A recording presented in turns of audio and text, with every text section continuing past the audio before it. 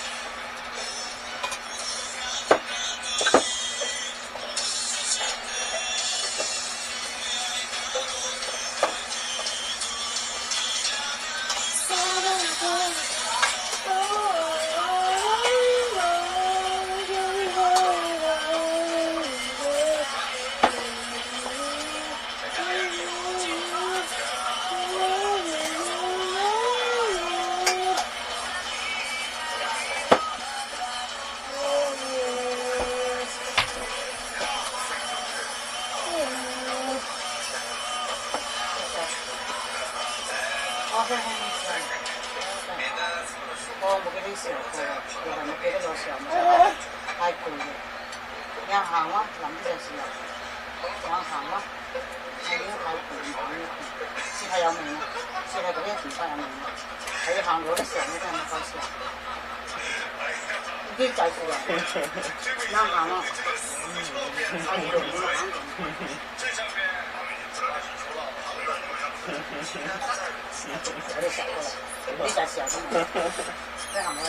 錯。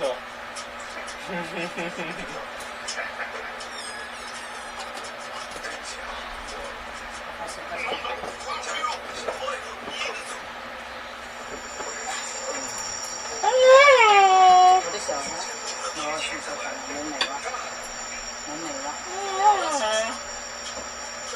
我睇你打個搭數先，搭數先。係啦，我親手，一係你隻老頭成呢手篤嚟篤去。所以個鋼尾呢啲就時候咧。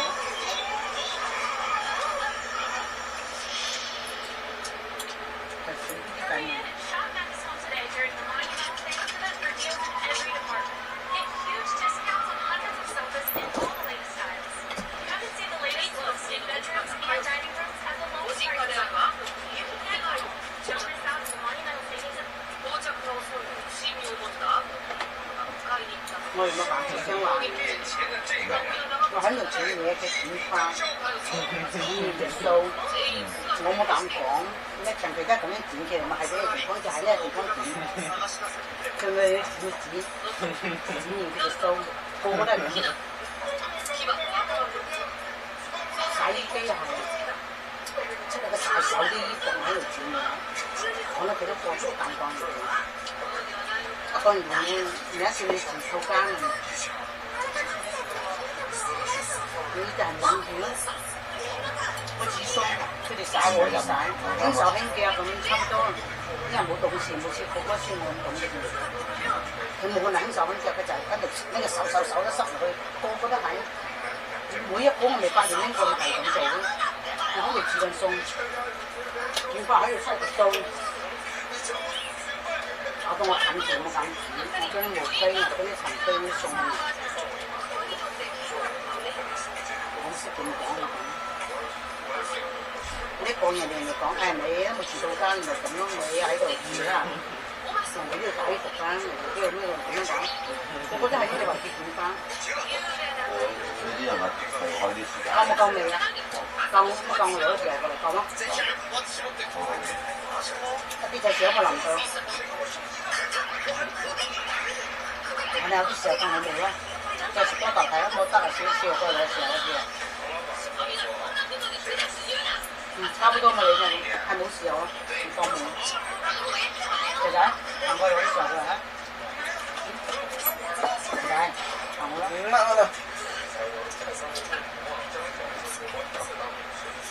我要你鹽啊藥，我整嚿鹽俾你，整嚿鹽啊！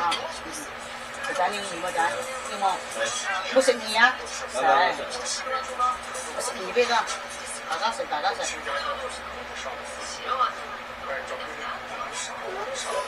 啲講能食，個個都要食，我食佢。慢慢食鹽啫嘛，我攞啲粥啊，我冇整透所有啲麵頭，小心啲食，我丟啲麵頭出嚟啊！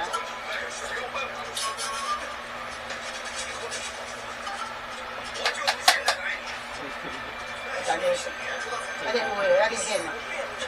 一定要上意先食粥啊！唔使得啲唔食唔使講，係咩？你一吃就正啦啊！一吃啦嘛，落啲血先，落啲醬啊，落咗啊！好啱咪洗淨咁。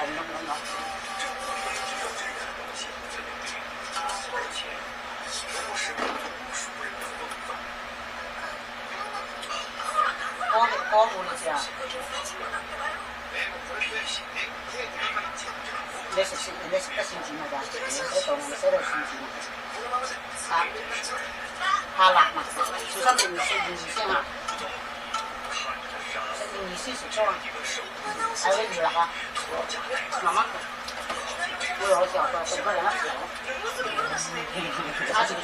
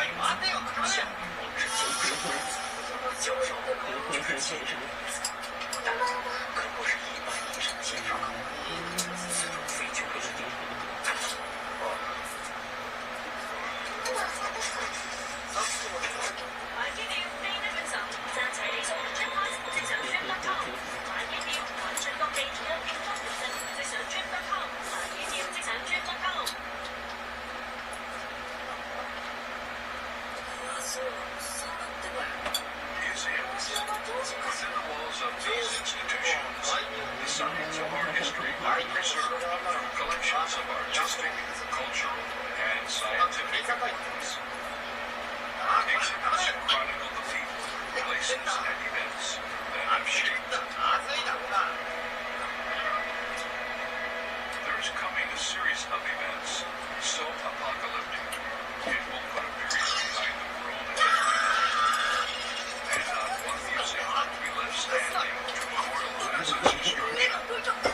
啥都不如。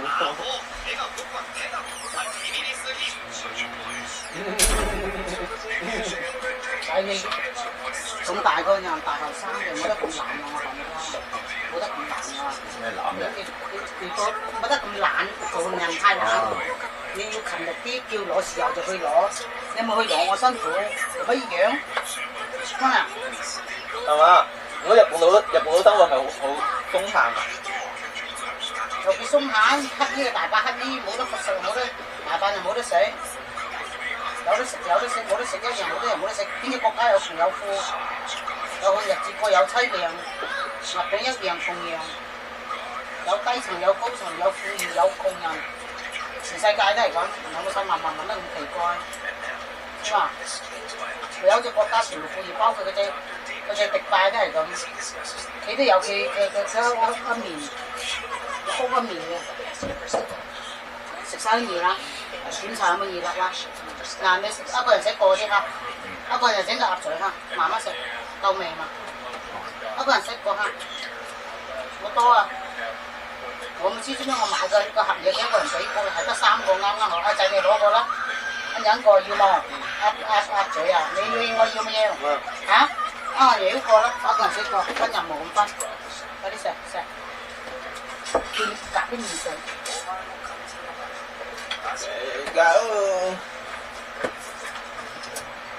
食啲整菜自己夾下你哋嚇。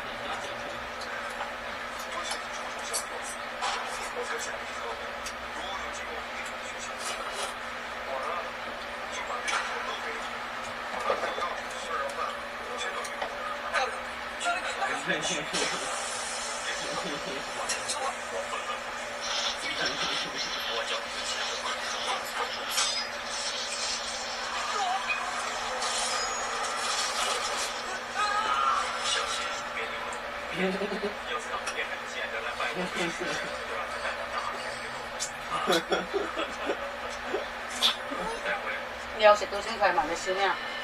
係啊，搞啲餸頭嚇。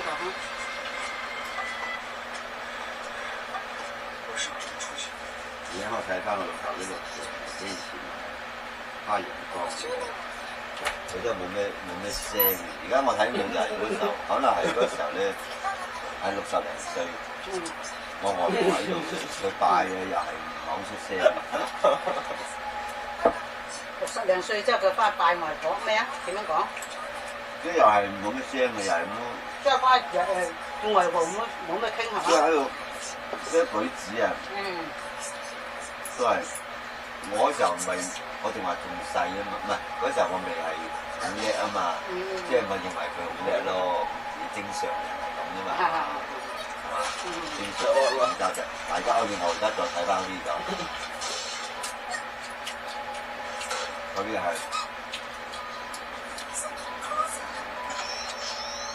即係唔會話幫人哋點樣有咩錯。係我媽喺度侵下牆嘅，帶佢轉翻廣州市。按正常嚟講，喺廣州做官應該好叻，好識講嘢，好有面子先得㗎嚇。正常嚟講嚇。唔係。因為買呢個聞香。嗰啲係。係嘛？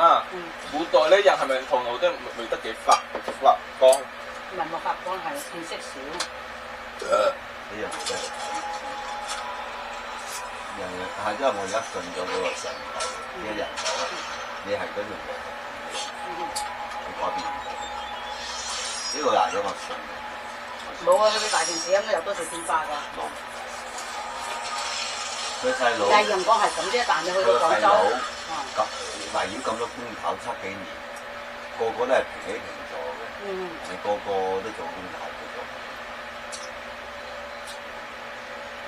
係因佢，係因佢識講嘢，定係因佢讀書少啊？唔識講，佢頭腦又唔夠叻，係嘛？佢冇咩讀書，但係佢係唔叻就唔叻。佢咪似你老豆啊？老豆係讀書一下嘢啫，佢又嗰個細佬冇讀書啫，但係兩個人一樣，性格都係唔和得人，都做唔到嘢，做唔到嘢啊！因為7幾年嗰陣大家都好窮啊嘛，未係好似而家咁樣睇人噶嘛，係嘛？咁你大家加上又氹住我老豆，又乜嘢我媽醫院嗰、嗰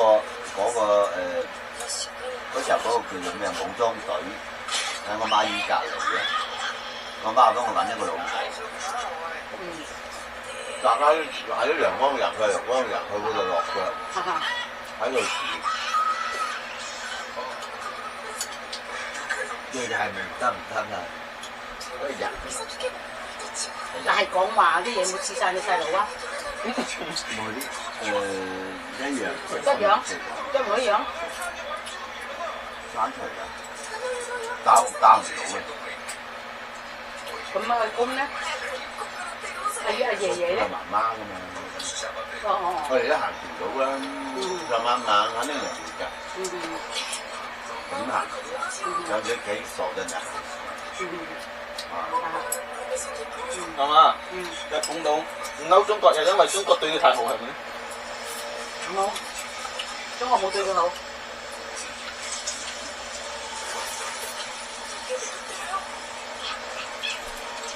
你中國唔對佢好啊？中國冇對日本好。已經唔對佢好啊？而家對細佬70歲啦。我都係。20零歲喺廣州撈70歲。邊個？呢個細佬。又唔係廣州，而家都係廣州。而家都仲一個都仲係做個啲打工咁。仲喺廣州？唔係，而家陽光70歲。又係唔出聲，後嚟變本加厲唔出聲，即係又嘔爛面，幫埋啲親戚格格不入，格格不入啊！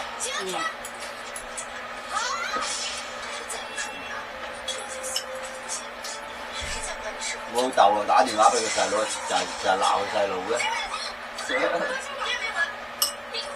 有面嘛？佢仔食面嘛？面啊！食少少咯。食少少啊！因為我未開肚，我要夾俾你啲根本你食到肚，我都啲豆腐我冇搣肚，我整肚我怕你易爛啊！嗱，嗰隻肚喺度，我要搣啲肚去，慢慢食有辣啊！食麵易先食粥啊，因為個到處都係辣。因為我以前啊開肚啊，全部一煎就爛咗啲魚，跟住你食啲就魚肉啊，食啊！嗱嗰啲魚肚都識整，識到佢又爛嘅。我咪係懶，我怕整爛咯。一整爛咧，好難煎啦，煎出嚟全爛。冇夾中人。一陣仔食啲嘢啊嘛，食啲麵。因為毛澤東係叻人啊，係好早期咁叻。佢叻咁啊，做得咁㗎。佢好早期。佢細個就叻喎。幾歲就叻啦。你嗰啲係自定嘅出世就叻到乜嘢咁㗎嗰啲人，好細個就喺從農先搞出嚟啦。有冇復根就喺屋企生活，佢出去做大事。係咯。嗰啲可能佢都係男仔咁嘅性格咯，只不過而家形形就話佢好啊嘛，係嘛？肯定啲人係咁樣。總之夠打夠闖啦。男仔我唔知，反正唔知就好細個就可以離家嘅。如果啲社會離開家庭，你哋有咁上下冇敢嚟嘅呢？嗰啲年代冇工做冇車費，乜嘢咪有佢就夠膽闖。要做翻個主席啊！又喺有農民起義係嘛？冇阿爺冇人同個仔㗎，搞農村仔，你知道個農村啦。主席17歲離開家庭㗎。你睇到㗎啦，佢屋企一隻田地㗎啦，嗰間草屋，嗰間瓦屋。唔係有錢嘅，就算有錢都好。我年代一隻細路仔10幾歲出去，你農村人。如果農村冇有咩中產處，都有啲仔田地。有啲仔田地耕，可能有7隻牛，我都可以生活。但係咧，佢咁10幾歲敢衝出世界去證明佢衝出去，證明佢係一個不簡單嘅人。而家啲人10幾歲都敢出去，而佢衰仲驚。呢啲年代10幾歲敢出去好大膽啊！因為你時冇車冇飛機冇能線，嗱，好似而家咁可以坐火車，呢時候冇啊。佢同一隻湖南農村出嚟，係嘛？我知佢係好夠勁啊！講啦。唔覺得毛主席受得90歲肯定好鬼爽。我唔中意，如果陣間食領導，我哋中國更加好，中國更加走向繁榮，更加民主。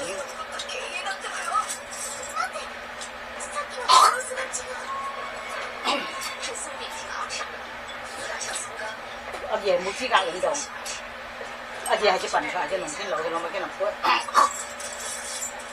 中國應該係陣間食領導嘅，人家有水平，有素質，有乜嘢嘅，人家係有管理層嘅，毛主席冇有管理層嘅，毛主席係隻農村佬，一隻土匪咁差不多，一隻爛仔土匪，就靠打靠殺，靠大膽靠衝，靠賣農嗰啲乜嘢㗎，蔣介石係實在嘅。讀過書，受過教育，受過教養。如果中國係蔣介石領導，我哋冇會咁窮㗎，未有出現飢餓㗎，未有出現大革命㗎。但係蔣介石一邊打細路哥，你講入去打細路哥。如果係俾蔣介石領導，我哋中國咪就落後咁多年。就俾好多武器俾共產黨。冇出現文化大革命，冇出現飢餓年。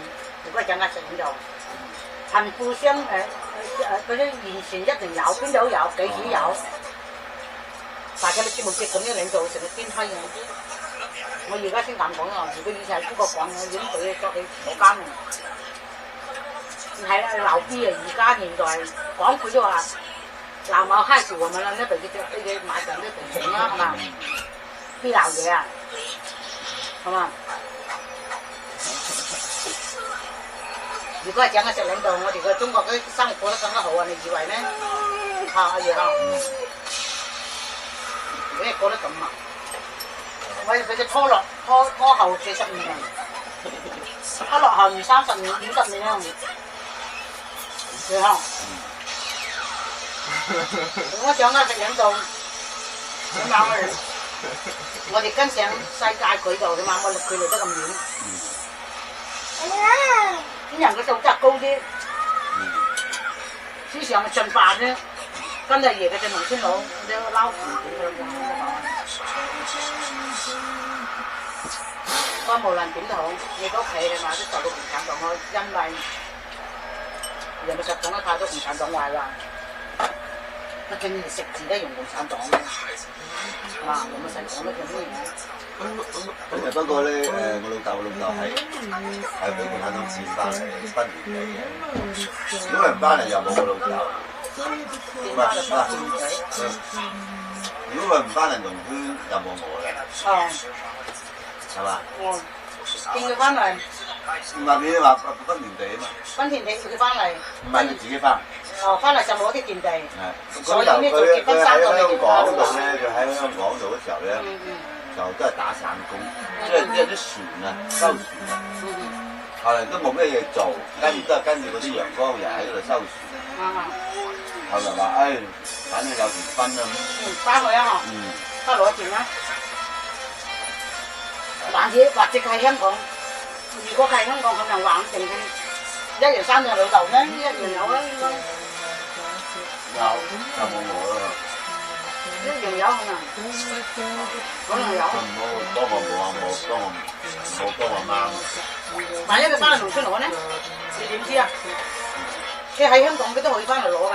喂，其實幫邊個就生邊個嘅，係嘛？所以我就奇怪我意思話，就算喺香港有咁啱咁巧，佢又翻嚟咧，佢又翻農村結婚咧。咁啊係。嗱，一譬如翻結婚咧，我而家就奇怪啦，係咪話即係人係整定嘅？即係好似你父母啊，係咪佢哋識得先有你咧？如果佢幫第二個就冇你。係啊，應該係嗰差唔多啦。但係點解你又有知覺嘅？就奇怪啦，呢樣嘢奇怪，所以科學上冇辦法。就算我老豆我老母，佢攞大個女人。話我哋日日差不多生好似我個總統咁，只不過隻面型就係個種面，我啲思想又跟住我老豆一樣嘅，可能思想性格呢啲事都係一樣。但係嗰個唔知係咪你咧？所以而家就係科學冇辦法解釋有冇靈魂啊嘛。要我老豆攞另外一個女人，我隻面又似另外一個女人，因為我面有似我媽嘛。決定講個女人，但係思想各方面咧，我老豆個基因啊嘛，我係一樣係咁嘅性格，一樣係咁嘅。性格，但係咪你感覺就係自己啦？唔一模一樣。一模一樣。冇一模一樣，即係思想心啊，想法可能一樣。所以而家我就諗啦，會唔會真係有靈魂喺度？即係邊個生咗就撲咗去邊度？因為科學家而家揾唔到證據，會唔會係咁咧？係嘛？因為你都知道有一半基因噶嘛。唔係基因係基因。我有一半老豆基因噶嘛。基因係基因啫。即係就算我老豆個大哥都生我出嚟㗎。生你出嚟，但係咪前幾百年嗰啲即係嗰啲嘢咯，開咯。只不過你忘記咗啦，我只不過好難。我有時啲係有咁啱咁巧嘅啫，即係講咁啱嘅啫，即係大家有啲咁。咁你唔保證1000年？我完全啊！你唔保證你1000年前你都喺度生活過，係嘛？一陣就食嘢我卜話你話咁樣。你幾千年前可能都喺度生活過㗎。咁你有冇經過幾千年嘅變化？係啊，肯定係。咁你有冇經過幾千年點尋求嗰啲嘢啊？台灣有個人啊，天娜，佢就話有幾世㗎，佢前世做女人啊，大前世做乜嘢記得晒㗎。記唔記得你前世做咩嘢？我就唔記得咗。好震嘅添啊！大家好難解釋到嘛。做喺個有。點解突然間又生你出嚟？佢生咗出嚟，因為我老豆基因喺度啦嘛，有一半基因噶嘛，你都講。有啲好人，即係有啲咧翻嚟做人，有啲翻嚟咩即係嗰啲三世子啊，嗰啲嘢咁。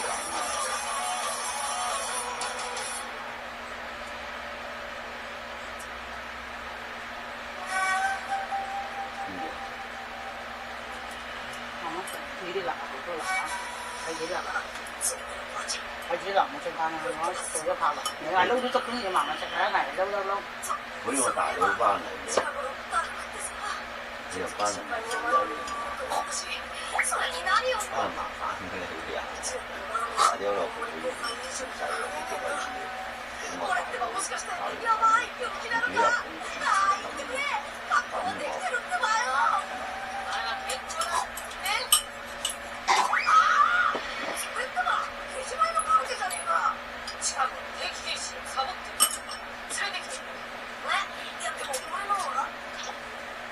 佬搞嚟煮入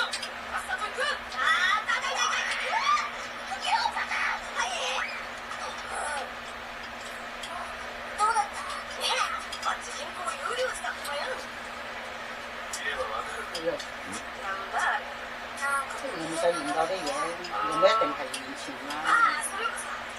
冇啊！而家唔使我研究啦，而家本身就係世界中國、美國喺度專門有啲人喺研究啦。研究人蹭流量嘅，又想出名又想。唔係，都係有啲科學院。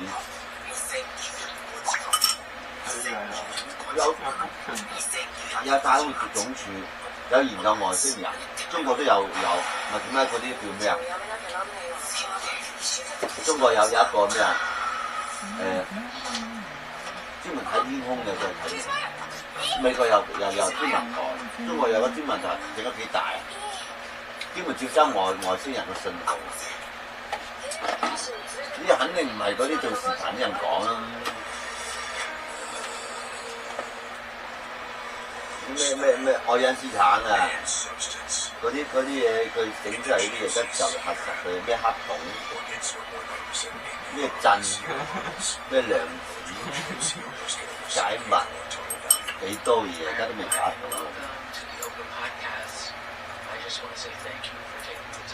你話佢先嘅嘢，我冇發現性。即係而家咧，其實咧，而家咧都係科學都係，因為而家一個國家嘅研究啊，有不斷咁樣去接收外星人嘅信息啊嘛。而家全世界有能力嘅美國、中國、歐洲嗰啲無線電波對住個太空有粒芒接收嗰啲外星人啊，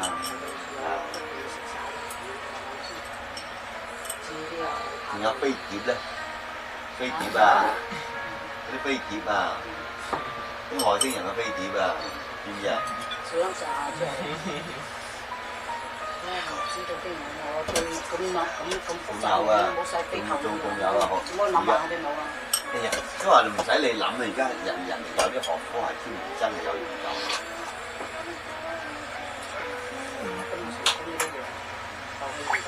仲有研究咩啊？研究點樣長命㗎？而家科學都係有呢啲啊。點樣點樣長壽啊？嗰啲都喺度研究緊。如果啲學科係有電子、人工，仲有外星啊嘛，月亮研究月亮、火星、太陽嗰啲各個部門啊，係啊，咁仲有研究嗰啲人嗰啲有啊有啊，有一樣有啊。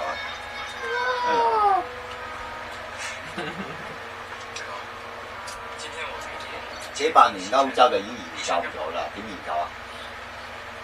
首先個人即係差唔多走嘅時候，先稱佢嘅重啊，將佢嘅人稱嘅重量，睇有冇靈魂出現。結果測出嚟冇咗嗰幾兩重，嗰啲就靈。跟住係歐洲啲科學家喺上面寫啲字，喺個天花上面寫啲字，冇人知道。咁啊，嗰啲病人都係癲死嗰啲啊，即係回翻氣嗰啲啊，即係話佢救翻嚟嗰啲人啊，個講出上面嗰隻字。即係個天花板，即係個醫生係只有佢知道個字，即係佢救翻佢啊，睇到嘅，就堅死噶嘛，咩意思啊？即係救翻嗰啲啊，啲啊，個啊，都話好舒服啊，唔想翻嚟跟住，即係佢兩睇到人哋救佢。跟住佢上係好舒服，佢睇到啲人喺度喊，睇到啲人喺度乜嘢，咁啊救下，佢已經係停止心臟，嗰幾秒鐘佢翻返轉，跟住佢就講話，就係嗰幾分鐘佢已經係睇到好出一束光芒，好舒服，舒服係幾舒服啊？成身都輕鬆㗎。即係虛無嗰啲嘢啊，所以佢後嚟佢又翻返嚟嘛，佢堅死啊體驗㗎嘛。而家一直都有科學喺度研究啊，係咪？喺啲學科啊研究啊醫學嘅研究，呢個係咩現象咧？你仲食得嚿嘢嘛？仲食得嚿嘢嘛？食得聽日食得食大啲嚇。所以有一個咧，香港有一個最著名嘅一個人咧，咩？出車禍。大家小心啲食啊！邊啊？佢就出車禍，人哋拉佢去醫院，搶救唔翻嚟，佢搶救唔翻嚟，嗰個一個好似30歲嘅人，佢行路俾人直車撞出去，送去醫院，救唔翻佢。救唔翻佢就已經係死咗啦，即係話心臟又冇得呼吸，呼吸都冇啦，醫生都宣布佢死亡。跟住後嚟翻生咗，之後咧佢又講啦，佢睇到出光，帶佢去一個好靚嘅地方。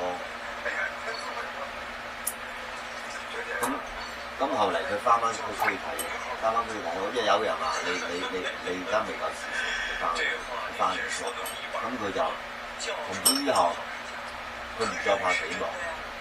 佢話我睇到係一個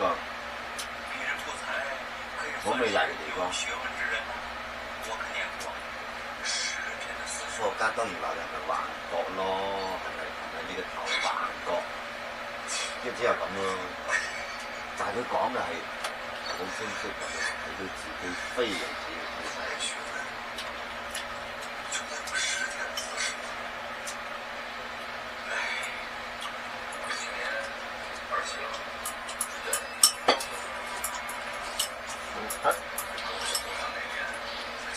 我講真嗰種係急癲死體驗，你個平時就知㗎啦，即係喺已經收到台啊，死咗㗎啦，算啊！一個人講嘢嘅心咯，一個就翻生人嘅心咁而家科學就即係講嘢係講真嘅。佢講係好真㗎。係咪一個人噏完係噏咩？一個啫，幾百年個咁樣，1萬個有一個救翻嚟㗎嘛，個都係話見得出光㗎啦。因為睇佢即係嗰個人咧喺個天花板度寫咗隻字喺度，意思都唔知啊。佢咧，因為個手就頭死人，佢係總算唔啱嗰個死閪咗嘅，變咗要賠翻生嘅，心臟咩都停咗跳，死亡宣佈咗，反到啲內地翻生。咁翻生嘅時候，佢話睇到上面嗰隻字咩？係幾百年前。心臟停止跳動嗰時，突然間恢復，定係人哋搶翻嘅恢復啊？定係自己恢復啊？一般。自己恢復啫。哇！人哋搶啊！呢啲宣佈佢死亡。係。死亡嘅時候，佢已經係升咗空㗎。佢睇到啲親人喊。即係睇到啲人，睇到啲人喺度救佢啊！但係佢好輕鬆，佢好輕鬆，周身輕鬆，因為佢個靈魂嚟嘅啫嘛。佢冇重量㗎嘛，咁後嚟佢翻返轉，佢自己翻嚟佢講啫，即係講話幾百年前嗰啲死人個都講係有一層大個光，邊人講喎？邊個邊啊？死咗出嚟？好似3點水嘅喎。接翻成日邊啊？即係死亡都有翻晒，心臟已經停止跳動，醫生宣布死亡，冇幾耐佢自己又呼吸嗰啲，即係又恢復翻咗。咁但係嗰個家就話係咪嗰時候死亡嗰時候冇氧氣啊？你個頭度個都即係暈閪咗啲人，幻覺咯。天能體驗，我唔知你講邊個字，你打出嚟我睇睇。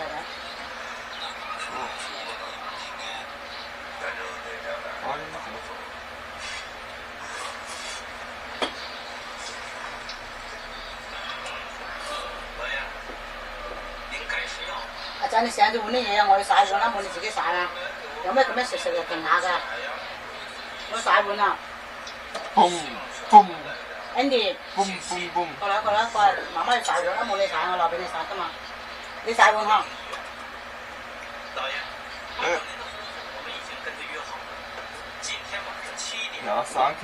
仔，你過嚟洗碗嚇，我冇洗嘅，我唔食嘅。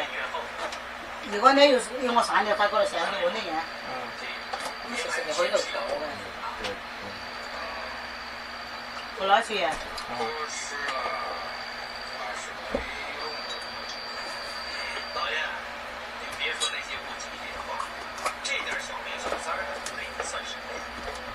成日媽媽要洗碗，冇人嚟洗，今晚你負責洗碗。我見呢啲碗咁樣，我冇洗落啦。你可以洗，你要我洗，你清嘅碗放一洗。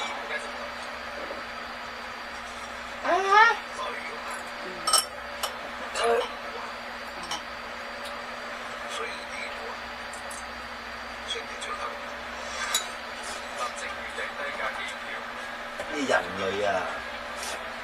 好多人好奇嘅嘛，啲天文學家，特別歐洲啊，好好奇啊！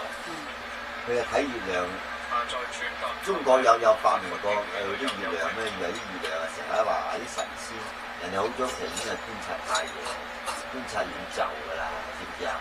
全部係歐洲人㗎啦，知唔知啊？達爾文啊，仲要睇係人啊，猴子進化論㗎啦，知唔知啊？有得拋定啊！嗱呢度啊，呢個啊嘛，我隻邊，我睇半井啊。三點水好似放隻頻道個頻嘅。係啊。嚇？放頻道個頻嘅，讀成邊咧？我唔識嗰隻字嘅。你隻飯啊？你飯啊？點啊？要。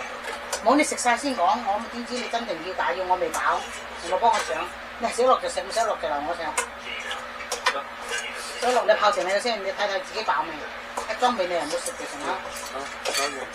你食你啲菜咧冇急啦，食啲菜食嗰隻豆嘢佢先啊，食佢先啊，整清人就換啦。如果係飽就咩嘢，唔好飽就要。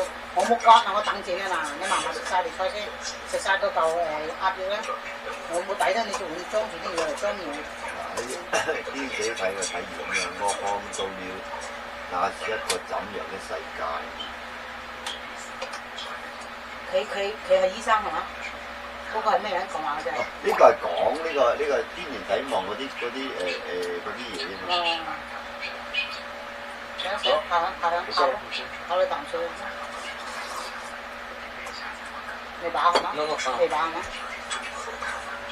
哦，係佢自己本人。啊，佢本人啊。我頭俾我。喂，佢本人大家知佢本人㗎。佢本人高30死過一次啊。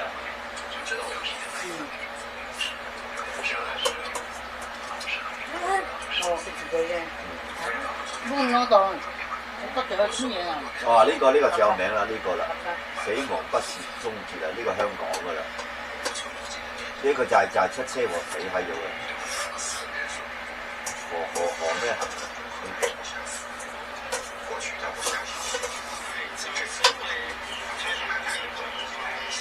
嗱，佢就係死過一次嘅，佢係死過嚟嘅。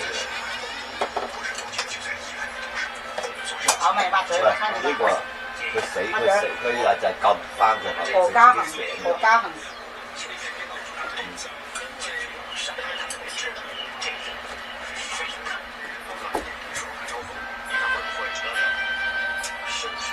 嗱，佢白光隧道啊嘛，回顧人生，甚至與神對話啊嘛，香港呢個經歷者啊嘛。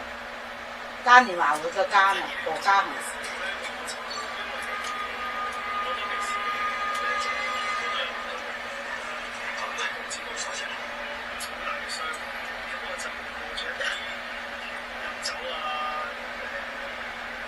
佢之前咧，佢有個女朋友，就成日唔知乜嘢，成日都係咩嘅啦。但有一日呢個車禍俾車撞閪咗佢。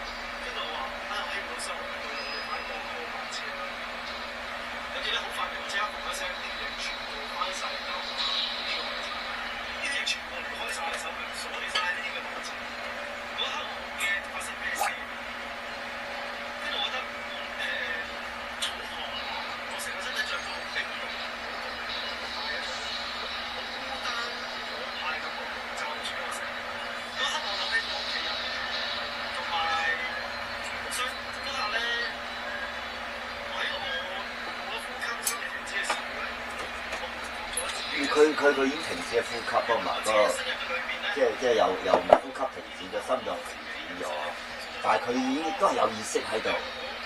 佢回顧咗屋企，即係但係佢已經係死咗啦，停呼吸咗嘛。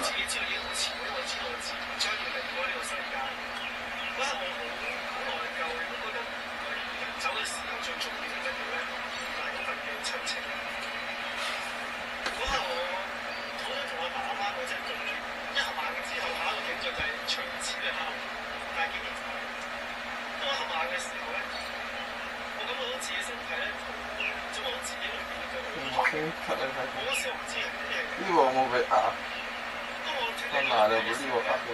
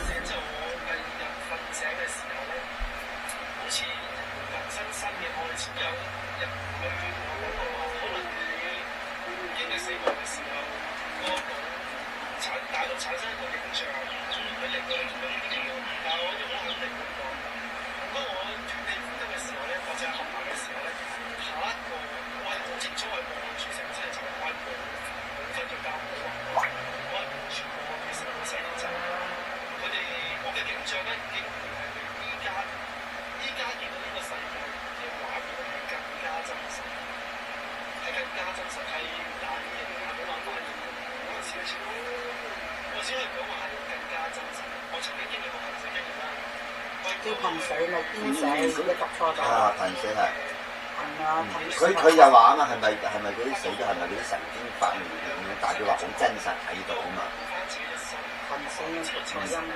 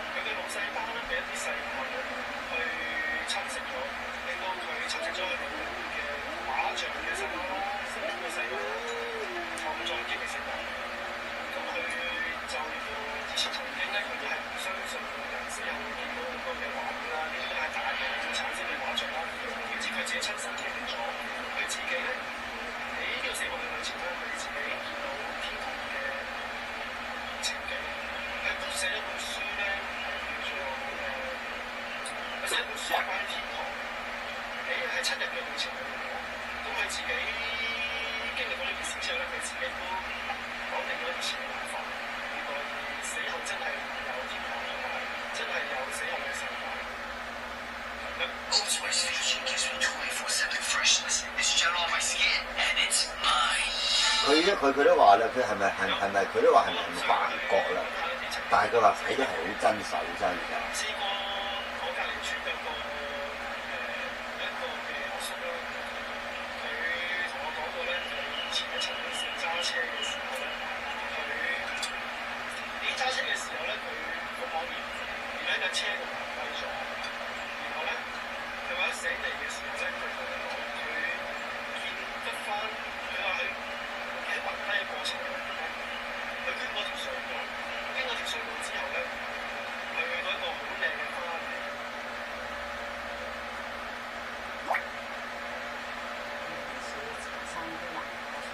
而家人就話佢咁產生橫過嘛，佢自己但係佢橫過好清晰，即係佢自己話睇係真清晰。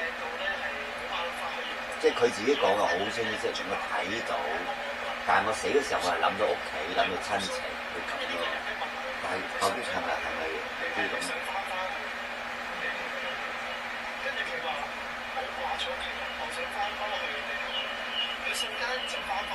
黃帝遠。黃帝遠。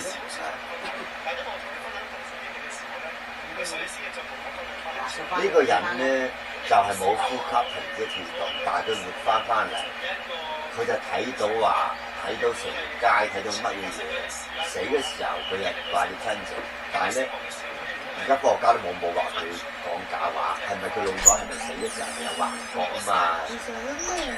大家睇到好靚嘅嘢啊嘛！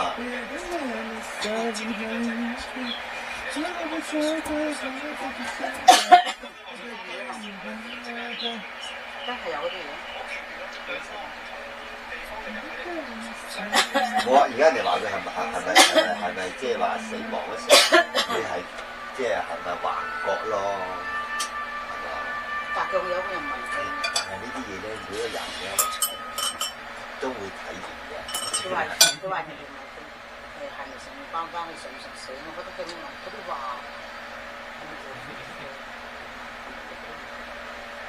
反正呢，但係佢寫唔翻咧。Oh yeah！即係嗰啲要醒翻嚟嗰啲先能夠講到噶嘛。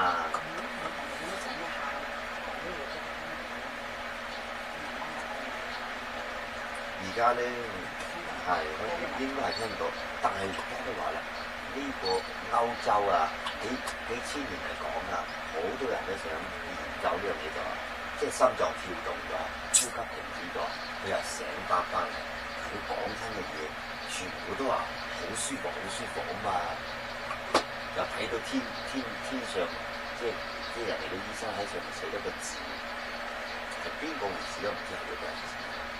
佢救病已經有人活咗啊嘛，講出個字啊嘛。寫邊度？佢寫天花板。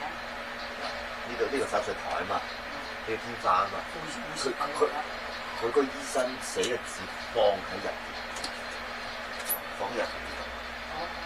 寫個字，呢度睇唔到嘅，冇人知，護士都唔知。咁啊救嘅時候就喺度，但係有救翻嗰啲人。問佢嘅字講出個字，即係佢令人睇到咗啦嘛。哦，呢件事係歐洲嘅，咁科學家都冇辦法解釋啊嘛。點樣係嘛？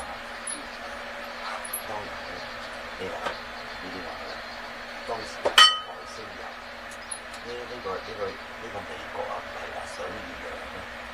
嗰幾個人死咗之後想呢個佢話想要嘅。但係佢點解一直都唔俾佢講咧？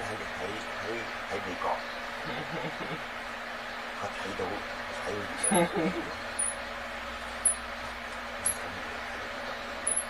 佢就係最後尾死嗰個登上面嗰個川普啊，佢第一屆做總統，佢就一定要公諸於世啊嘛，結果佢冇公諸於世啊。其實應該問下川普嘅，佢就想去睇下嗰個機密，即係美國嘅最高機密，一個總統睇，即係都有權睇啊嘛。即係講得幾多人想去睇？唔係有冇外星人嗰啲嘢？嗰個唔知。你上到上面去話啦？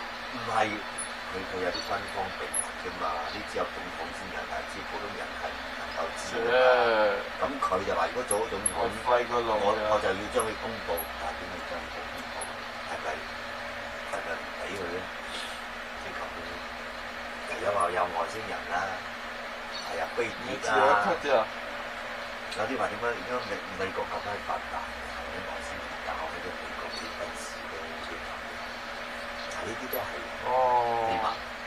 有出聲喎。哦，嗰個叫瀕死係嘛？瀕死咯。但呢個人咧，其實已經即係你突然間冇得呼吸，知唔知啊？冇呼吸啊！你係咪出現咗幻覺？有幻覺㗎嘛？都有幻覺。因為我大佬成日都話睇到人嚟嘅，咁你話係咪神經病嗰啲啊？係神經病又話睇到嘢嘛？細5號出世㗎。好多人都睇到光明嘅嘛，即係佢啊睇到啊嘛。咁你話呢啲人係咪傻人？癲閪咗先睇到，咁所以科學家冇即係又冇辦法，嘢唔好話唔信佢，但係每個人都唔知佢真問題。但我哋每個人，即係我媽走嗰日，只有佢自己先知，即係只有我媽知，係嘛？但係佢如果換翻一生，佢就會講到啫。如果一直去咗嗱，佢即係佢之後會俾人知，就係咁啫喎。但係你真正知道咗係真正嗰啲嘢睇到自己嘅，咁佢就話點叫嗰啲人你都聽唔到啊！即係話佢啊，即係嗰啲瀕死嘅人啊，佢喺空中睇到人救，睇到佢啲親人喺度喊，佢啊唔好喊，我仲喺度，嗰啲人都聽唔到佢講聲，聽唔到佢啊，即係冇辦法溝通啊，係咁。但係嗰啲瀕死嗰啲又翻返轉頭，瀕死佢翻返轉頭嘅時候，佢講就係親自睇到人哋救佢，清清楚楚。但係佢呢個香港人咧，佢清清楚楚睇到咩？睇到嗰個咩人喺度行啲人，我好清楚睇到，我喺上空睇到啲人嘅感覺。佢好肯定咁講，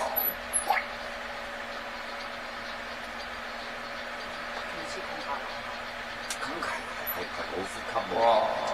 將見到你上將佢老味手腳冰凍，你唔係講咩？成個手腳都已經死閪咗啦嘛！啲人，咁佢上去就係話：我唔想死，係嘛？有人問佢，嗰人就係耶穌白色衫。我傷喎。耶穌叫佢翻教會就俾佢咩嘅？你又唔翻，咁你我點做啊？咁你翻教會啊，咁就俾翻人間咁，好奇怪呢啊。咁呢個人唔似呃人㗎嘛，佢自己本身又的確係冰手冰凍凍㗎嘛，除非佢有幻覺咯。即係人哋人喺幻覺係有幻覺，咁佢本人佢話：我唔係喎，真真正正睇到喎。係嘛？即係佢講，我真係睇到喎，唔似係幻覺。今日佢睇到最後尾，佢都話對人生睇開咗。佢話唔再怕死亡嘅，從此變咗人好輕鬆、好快樂、好樂觀。一個死過一次啊嘛，變咗啊！佢後嚟變咗啲人咧。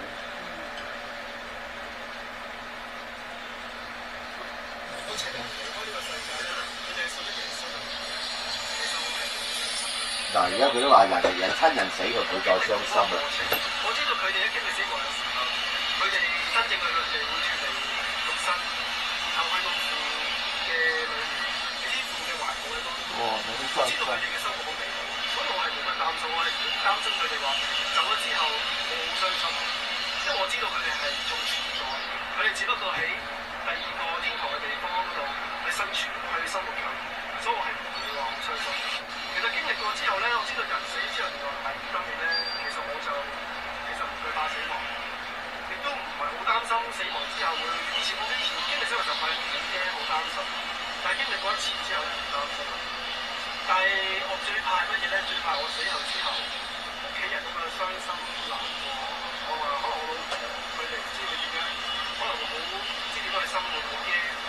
我反而驚呢啲嘢咯，但我自己就唔驚死。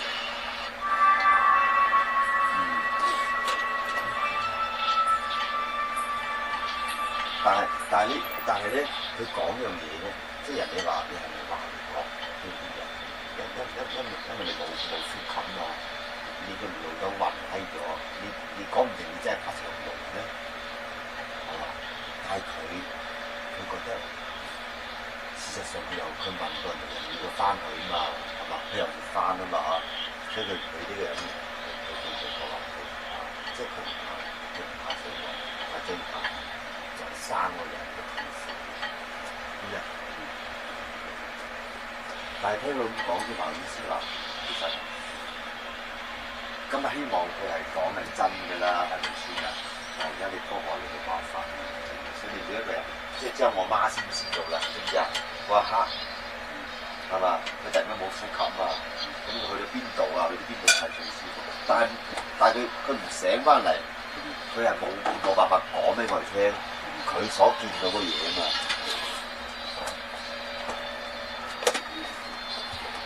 其實唔係得呢個香港佬㗎，其實好多個即係幾百年嚟講，好多都係一樣㗎。不過咧，其他人講又唔係見到耶穌，冇見到耶穌，只係見得出光，好舒服嘅就好舒服，好輕鬆。嘢唔感覺到恐懼，嘢個腦袋突然間浮出一生人所見嘅一切嘅唔同啊，包括。佢個老豆，又包括見到乜咁樣，但佢又翻轉頭先講呢班説話啫喎，知唔知啊？佢翻轉頭活翻好嚟先講得出啫喎，知唔知啊？你一個講假話啫，都幾百年前個個都講假話啫。幾百年前有人出去講咩？啊？幾百年前有人出去講咩？從古代就有嘛，啲瀕死係嘛，叫瀕死體驗啊，瀕到瀕死嘛，咁。1000幾百年就有人類就肯定有呢啲咁嘅人啊，1萬個有一個或者係10萬有一個係嘛？咁唔係長期有呢啲人咩？啊，咁我哋中國肯定有人又翻生過噶嘛，只不過佢冇歐洲人咁研究啊，知唔知啊？啲歐洲人最記錄落嚟噶嘛，中國呢啲遺地呢啲嘢噶嘛，救翻醒又講見到乜啊，即係覺得呢個可能係有啲傻傻地啊。外國嗰啲就記錄落嚟咁樣。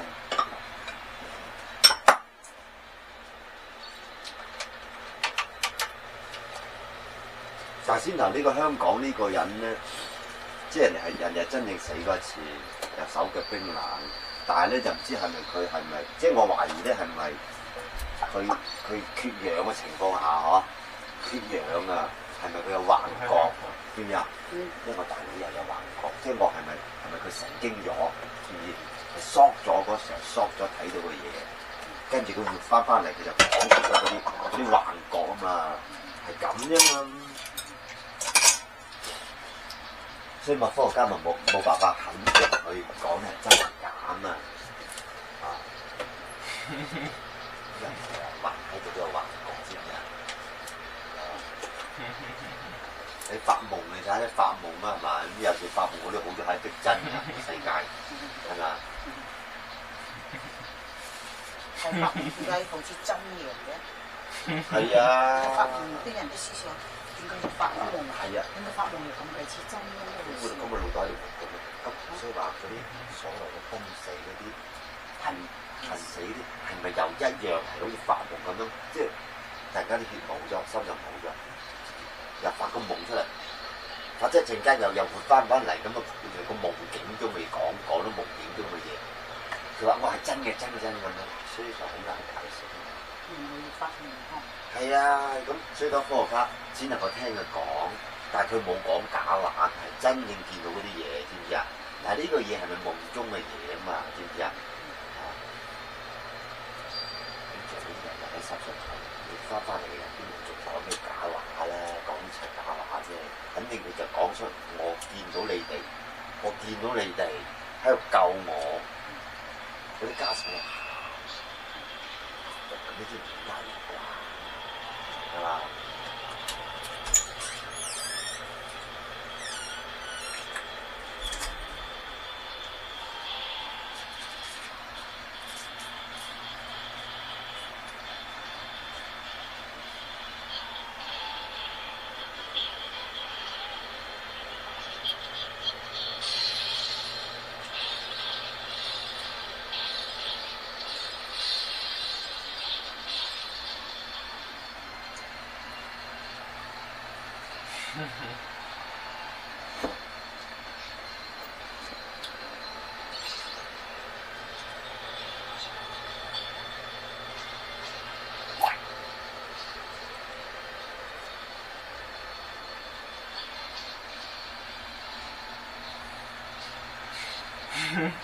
啱啊，很他媽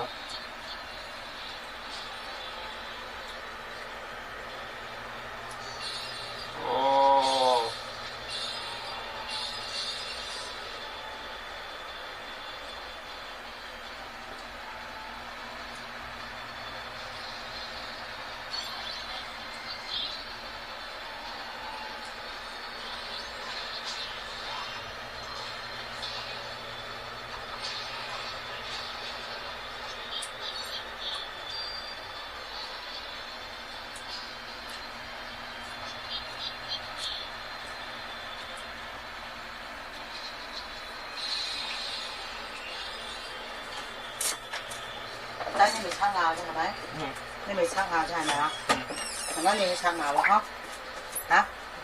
陣間你刷牙牙好嗎？挨背脊痛嘅咧，咁樣挨法嚇？痛唔痛啊？挨真係痛痛嘅。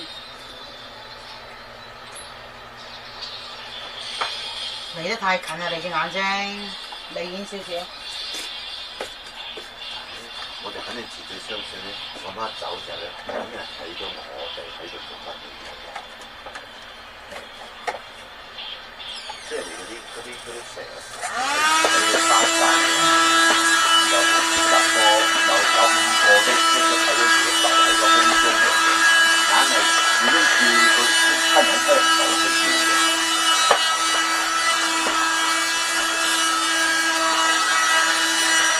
但係呢啲人始終都要走嘅，都唔能夠浮得太遠，佢中國有一個頭差喺度。而且我哋曾經睇過電影。佢嗰啲人係搏命叫我哋點樣，我哋冇聽到，人間啲人冇聽到。聽唔到。我哋睇過啲電影。哦，嗰啲係改編成嘅。哦，嗰個人鬼情未了。係睇嗰啲電影，睇過類似嗰啲電影，好似係呢度猛咁叫我哋講啊，同我哋啲人間人講，我哋冇聽到嘅。係有片嗰啲電影嘅，我唔記得係咩電影嘅。或者講咩喺上面叫啊。呢個唐山大地震幸存者又係有個體驗報告啊！我哋中國嗰個唐山大地震啊！嗰時候文化大革命㗎啦，毛澤東仲活着㗎啦，嗰個人都喺度講啊。嗰個時候你亂咁噏唔槍斃你啊？係嘛？唐山大地震呢件事啊，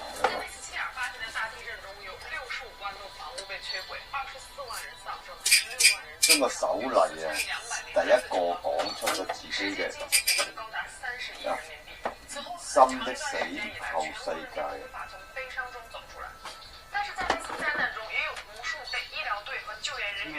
唔可以救翻嚟10幾年之後，1987年，天津市安定醫院院長冯志颖教授獲得國務院特殊津貼，和同事劉建勋教授隨機採訪了100位唐山大地震的幸存者，進行了瀕死體驗的調查。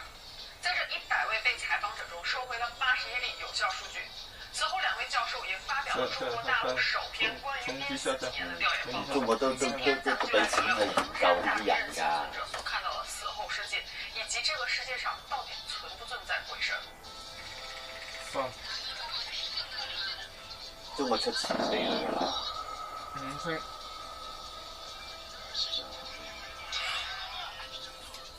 4星啊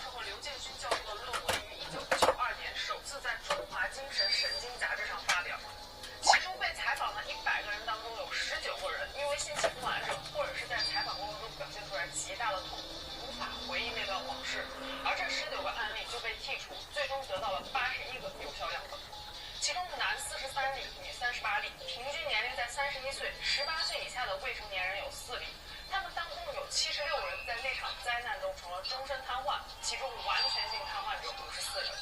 也就是說，這些受訪者都是在地震中遭到了嚴重人身傷害的人群。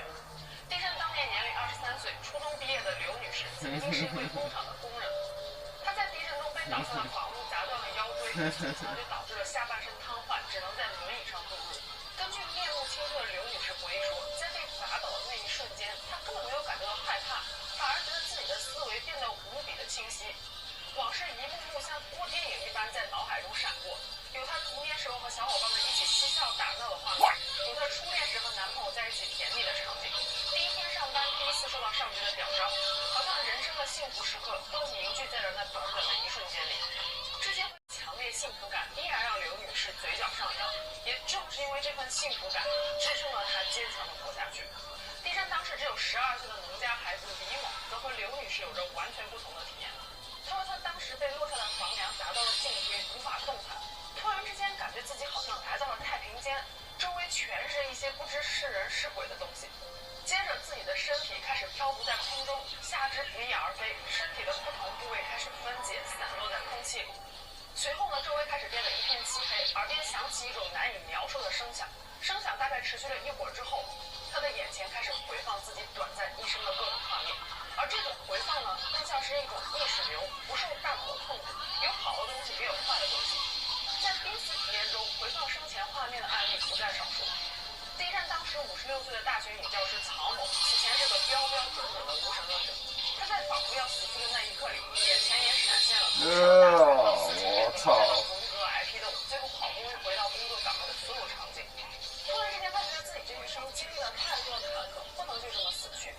好像有一只手紧紧地拉住她，把她拽回了现实。虽然说曹老师在那场地震中失去了自己的丈夫、孩子还有小孙子，但是她依然坚强地活着，就是因为她觉得她能够活下来是上天的安排。除了这种回放生前画面的，还有一些人的濒死体验充满了神秘色彩。当时28岁的银行职员王某，在睡眠之中被一声巨响惊醒之后，接着一块天花板掉下来，砸在了王某的胸部。他试图挣扎着拔出身体，但是怎么都动弹不得，想喊也喊不出声，渐渐的开始变得意识朦胧，好像进入了另外一个世界。此时他眼前浮现了一个穿着长袍马褂的男人，这个男人一瘸一拐地走向他，但奇怪的是，虽然离这个男人很近，但却怎么都看不见这个男人的脸。男人带着他进入了一个漆黑的深不见底的洞穴。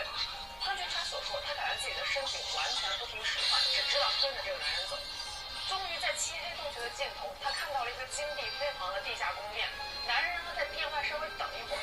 片刻之后，从里面就传出来声音说道：“生死簿上没他的名字，让他回去吧。”我靠！等下演不着。自己躺在病床上，周围站的全是强征的医生和护士，仿佛就像做了一场梦一样。但是多年以后，王某对这梦一般的回忆依然记忆清晰，尤其是那个金碧辉煌的宫殿，他认为这可能就是阴曹地府。在唐山大地震幸存者濒死体验的调查报告中，大约有1/3的人表示他们有经过黑暗通道的体验。部分人说在通道中听到了奇怪的杂声和身体被挤压的感觉，有的人能够清楚地看到通道尽头的亮光，也有的人说通道虽然一片漆黑，但是他们丝毫不感觉到害怕。还有一些人说他们所经历的隧道狂风大作，飞沙走石，但是却完全感觉不到气流。冯志颖和刘建勋2位教授将这种体验归纳为隧道体验。另外有将近1/4的调查者在濒死体验中都遇到其他人或者是灵魂，有些是他们还在世的亲人或者是朋友，有些是已经过世的家人。这种灵魂通常带着一种异样的光芒。有一位小学女教师在地震中被砸到了头部，昏迷了好几天之后才被抢救过来。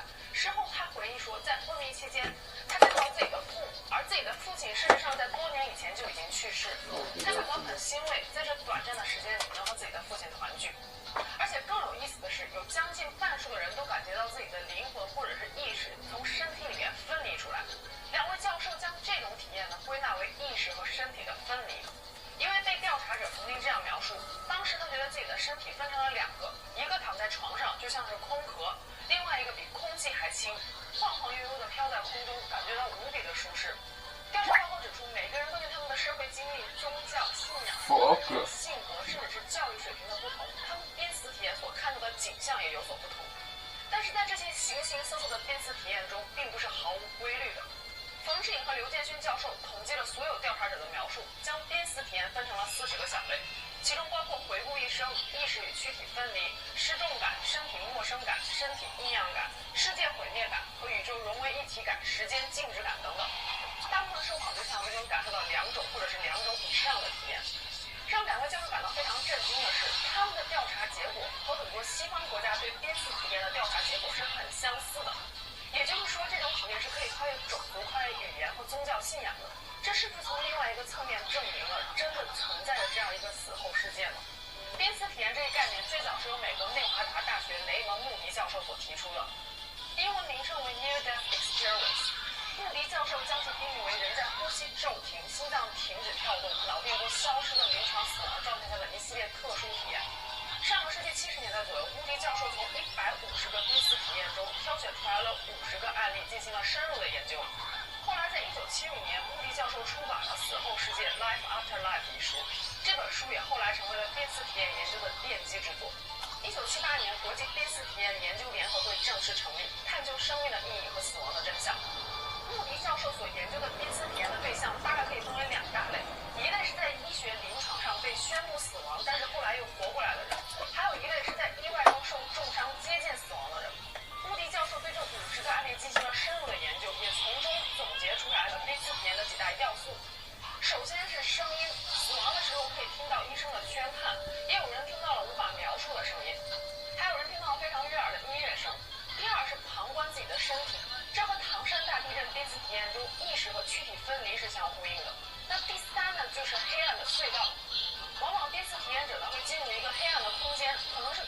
峡谷，甚至是排水沟或者是烟囱。在黑暗隧道里面，有时候还会伴随着一些声响，这个和唐山大地震的濒死体验报告也是一致的。第4呢，就是见到已故的亲友。第5呢，是看见发光的生命体。这个发光的生命体由远及近，由灰暗过渡到非常明亮，而这种光亮并不会让人感觉到不舒服，甚至可以从光亮中感受到温暖和慈爱。不同宗教信仰的人对这样一个发光的生命体有不同的认知，就比如说基督教徒会认为这就是耶稣基督，而犹太教的人呢会认为这就是天使。没有任何宗教信仰的人认为这就是一个发光的生命体。之后呢，濒死体验者会和这个发光生命体进行交流，但这种交流不是通过声音，而是通过思想和意识的交流。第6呢，就是回顾一生。发现不管是在中国的濒死体验研究，或者是西方国家，回顾一生都是一个出现频率非常高的环节。但是这种回顾并不是长时间的，往往是在一瞬间就完成的。最后一点呢，第7，濒死体验者会感到边界或者是限制，可能这个边界是一道门、一个栅栏、一条河，甚至是一座桥等等。往往在濒死体验者想要跨过这条界限的时候，就会被一种无形的力量给拉回来。有一些濒死体验者甚至说，他们根本就不想回来，但最后都不知道怎么回来了。康涅狄克大学心理学教授肯尼斯·魏在穆迪教授的研究成果之上，又提出了濒死体验的5阶段模型。第1阶段会在死亡的时刻出现一种宁静的感觉，第2阶段会感觉到灵魂从身体里分离出来，第3阶段会进入一种黑暗的状态，第4阶段看到光明，第5个阶段进入光明之中。并非所有的濒死体验者都会经历这完整的5个阶段，而且根据濒死体验的深度不同，他们所能回忆起来的细节也有所不同。在近20年以来，关于濒死体验的学术报告在很多权威期刊上被发表。那么死后世界是不是真的存在呢？17世纪，法国哲学家笛卡尔提出了心物二元论。他认为世界存在着2个实体，一个是物质实体，一个是精神实体，它们各自独立的存在和发展，谁也不影响和决定谁。精神的本质在于思想，物质的本质在于广袤。目前所普遍接受的唯物主义和心物二元论是有着本质不同的。唯物主义认为物质是第一的，就比如说大脑；意识是第2的，就比如说大脑复杂神经系统中所涌现的现象。兴奋唯物主义的人认为世界的本源是物质，万事万物都是由物质派生出来的，所有的事物都有固定的规律，而这些规律是客观的，不以人的主观意识为转移的。1994年，美国亚利桑那州大学麻醉学与心理学教授史杜华·哈莫洛夫和英国物理学家罗杰·彭罗斯共同出版了一本书，叫做《Shadow of the Mind》。在书中，2人共同提出了调谐客观还原理论。中心思想就是说，人的意志就像是存在在大脑中的一个量子计算机一样，人在死后，这个程序并不会消失，而是会回归到宇宙当中。这就从物理学的角度给濒死体验提供了一种可能的解释。2位教授认为，人类的灵魂是一个起源于神经元内部的量子过程，存在于脑细胞的微管结构之中。不同于传统观念认为的意识是大脑神经元链接的产物，而史杜华和罗杰认为，人的意识活动是大脑内神经元细胞微管内量子引力效应的结果。灵魂和意识是宇宙的基本构成，在时间诞生的时候就已经存在了。人在死后，心脏停止跳动，血液停止流动。细胞微管虽然失去了它的量子态，但是其中的量子信息并没有遭到破坏，也不会遭到破坏。量子信息将离开肉体，重回宇宙，这就是一种我思故我在的状态。如果短时间内人体苏醒的话，量子信息遨游一圈之后又会重新回到人体，那这种理论呢，就可以比较完美的解释濒死体验。不过这种理论和我们之前提到李思岑教授的信息场以及复数实理论一样，一经发表可以说遭到了学术界的严重抨击，有时候甚至被当作反面教材拿来引用。其实这些所谓怪力乱神的观点跟很多宗教都有相似之处，和中国古代的易经也有一定的契合度。易经中说到，事故亦有太极，事生两仪。宇宙最初就处于一个阴阳未分的混沌状态，也就是无极，而后形成万物的本源，混天太极。易经认为宇宙的诞生过程就是从无极而太极，太极的余眼就是阴阳两界的通道。这也对应了李思岑教授的复数时空理论，我们所在的物质世界就是实数时空，意志所在的世界就是虚数时空，也就是灵界。宗教里的神都是自由意志的化身，他们可以不受时间和空间的限制。那么我们再回到最初的问题，死后世界是否真的存在？到底有没有神呢？我来跟大家分享一个小故事。多年以前，有一个无神论学者在一次演讲中跟他的观众说道，这个世界上绝对不会有神的存在。说着还在讲台上高声挑战道，说，神，如果你真的存在的话，那你就现在降临杀死我吧。说学者还故意等了几分钟，不过可想而知什么都没有发生。学者非常得意地跟台下的观众说：“看吧，神根本就不存在。”这个时候，观众席里面有一个老妇人缓缓站起来，跟这位学者说道：“先生，您逻辑缜密，一看就是饱学之士。但是我有几个疑惑，不知道先生可不可以替我解惑。”接着，老妇人悠悠说道：“说多年以来，我相信神灵的存在，心中也慢慢有了神的教诲。在我恐惧的时候给我安慰，在我悲伤的时候使我快乐。同时，我也谨记在别人需要帮助的时候给予帮助，最大程度地将善意传播出去。因为相信神灵的存在，我的人生变得更加幸福和快乐了。但是如果有一天我死了，死后我发现神根本不存在，那些教诲也不存在，那么请问我这一生到底损失了什么？”全场一片寂静。这位学者思考了一会儿，说道：“我想你什么都没有损失。”老妇人接着说道：“那我还有一个疑惑，假如我不信神，可是我在死后却发现神是真实存在的，那些因果报应、天堂、地狱、六道轮回也都是存在的，那么此时我又损失了什么呢？”学者竟无言以对。最后呢，这个会员视频是曾经轰动一时的普渡大学茶人女博士碎尸案。以往我们看到的很多案件中，女生都是处于一个受害者的地位，而这起案件中呢，女生却成了残忍的加害者。如果订阅了会员的朋友，别忘了打开小铃铛，准时观看。我们下期节目见喽，拜拜。即係而家咧，始終咧點咧？呢個世界上咧都有科學家都研究呢樣嘢，知唔知啊？都係研究好多嘢，即係唔同嘅學科。中國要有出錢啊去支援，因為嗰啲領導都想俾錢去研究人嘅，係嘛？人都想知道死後有咩，咁我出啲錢俾你啲專家去研究嘛，知唔知啊？有研究呢樣嘢㗎，國家出錢㗎，係嘛？其實個啲好奇心嗰啲人都想話啲科學家、啲專家能夠話我真係我已經突破係喎，係有呢啲嘢，咁啊大家咪安心咯，係嘛？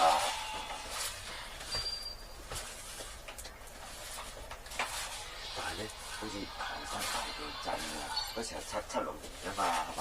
咁中國都俾錢個專家去問呢幾個翻山呢啲人係嘛？有啲殘廢咗，佢講話好似揾乜都見嗰啲閪嘢，知唔知啊？係咪先？仲要個個都感覺到好閪快樂添。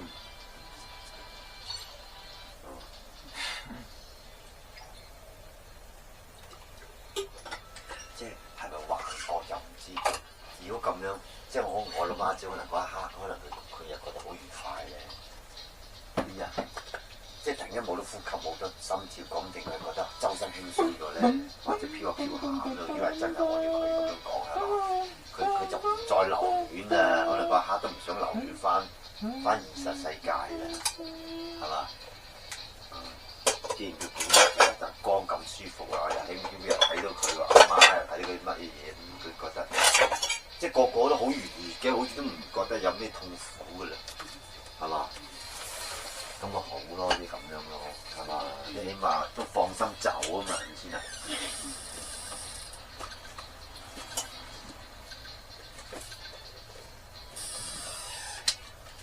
唉，呢個世界。bullshit。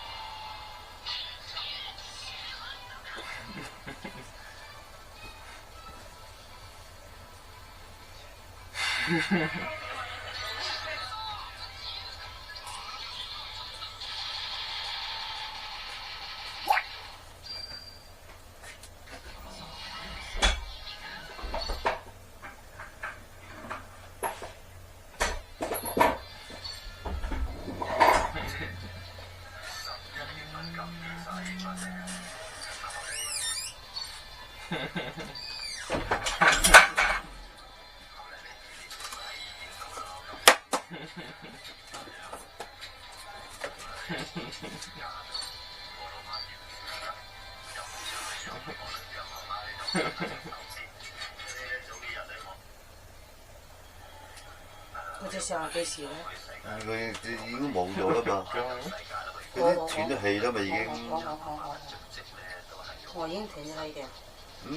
佢宣佈，但係醫生冇馬上啊！我大佬就係佢一冇氣就推咗太平間嘛。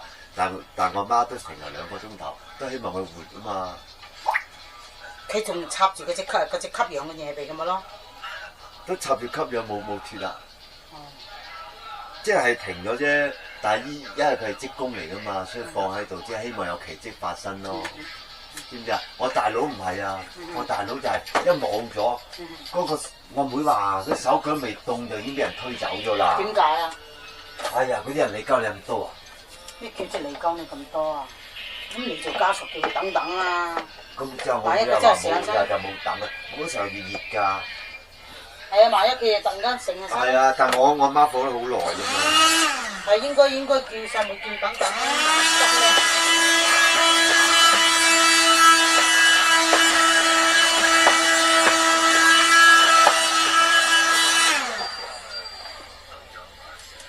嗱，而家我起碼睇得到嘛，天娜，天娜，係嘛？我知道。但係我做仔嘅睇先唔會恐怖啫喎，咁人哋睇又唔一定啦，知唔知啊？知唔知啊？因為你放上咩視頻啊？我放抖音。放抖音上面？係啊。哦。你想俾人哋睇咩？點解放抖音啫？我啊？我咪俾人睇啊！